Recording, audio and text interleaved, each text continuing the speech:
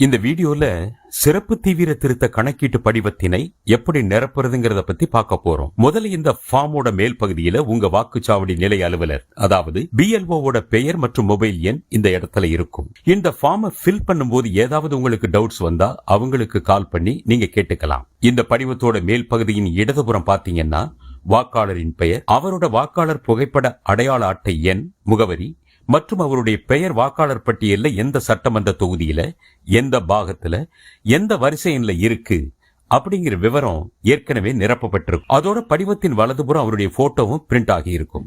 வாக்காளரோட photo பக்கத்துல அவருடைய தற்போதைய போட்டோவை ஒட்டுவதற்கு காலி இடம் கொடுக்கப்பட்டிருக்கும்.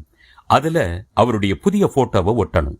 அதுக்கப்புறம் இந்த படிவத்தை வாங்கிய அத்தனை வாக்காளர்களும் முதல் பகுதியில அவர்களுடைய விவரங்களை நிரப்பணும். அதாவது பிறந்த தேதி, ஆதார் எண், விருப்பம் இருந்தால் கைபேசி எண், தந்தை அல்லது பாதுகாவலரின் பெயர், அவங்களோட வாக்காளர் புகைப்பட அடையாள அட்டை எண் இருந்ததுன்னா அதையும் எழுதலாம். தாயாரின் பெயர், அவங்களோட வாக்காளர் புகைப்பட அடையாள அட்டை எண் இருந்ததுன்னா அதையும் எழுதலாம். துணைவர் பெயர், அதாவது கணவன் அல்லது மனைவி அவங்களோட வாக்காளர் புகைப்பட அடையாள அட்டை எண் இருந்ததுன்னா அந்த எண். இது போன்ற விவரங்களை எல்லாம் சரியா நிரப்பணும். அடுத்ததா கீழே இடதுபுறம் உள்ள இரண்டாவது பகுதி, அதாவது முந்தைய சிறப்பு தீவிர திருத்தத்தில் வாக்காளர் பட்டியலில் உள்ள வாக்காளரின் விவரங்கள் அப்படின்னு இருக்கிற பகுதியில அந்த வாக்காளர் அவருடைய பெயர் 2002 அல்லது 2005 வருட சிறப்பு தீவிர திருத்தத்தில் தயார் செஞ்ச வாக்காளர் பட்டியல்ல இருந்தா அந்த பகுதியில கேட்கப்பட்ட விவரங்களை நிரப்பணும். அதாவது வாக்காளர் பெயர் அப்படிங்கிற இடத்துல அவருடைய பெயரை எழுதணும். 2002ல அவருக்கு வாக்காளர் புகைப்பட அடையாள அட்டை எண் இருந்துச்சுன்னா அதோட நம்பர்,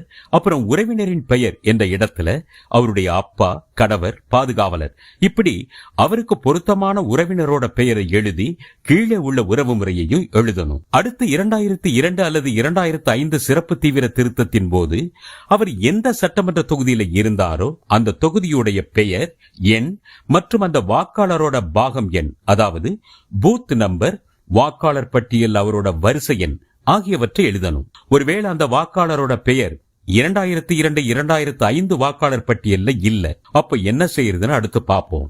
2002 2005 வாக்காளர் பட்டியல் அவர் பெயர் இல்லைன்னா அவரால் இரண்டாவது பகுதியை நிரப்ப முடியாது.